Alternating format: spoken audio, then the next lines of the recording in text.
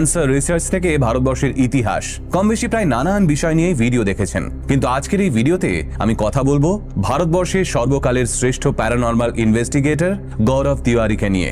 এবার আপনারা হয়তো ভাবছেন, এই সুজয়নীল ছেলেটাও শেষে ভূত প্রেত অশরীরী আত্মা নিয়ে কথা বলা শুরু করলো।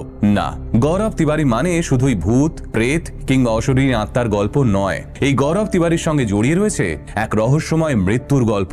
এই গৌরব তিওয়ারিকে একদিন বন্ধ বাথরুমের ভিতর মৃত অবস্থায় পাওয়া গেছিল, আর মৃত্যুর কিছুদিন আগে থেকেই গৌরব নাকি আঁচ করতে পারছিলেন। কোনো এক অজানা শক্তি গৌরবকে সমানে তার দিকে টানছিল, আর গৌরব কিছুতেই সেই টানকে উপেক্ষা করতে পারছিলেন না।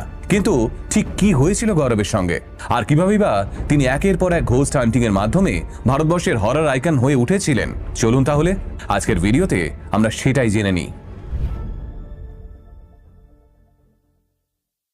আপনি যদি হরর, মিস্ট্রি কিংবা প্যারানর্মাল বিষয়ে সামান্যতম আগ্রহ রাখেন,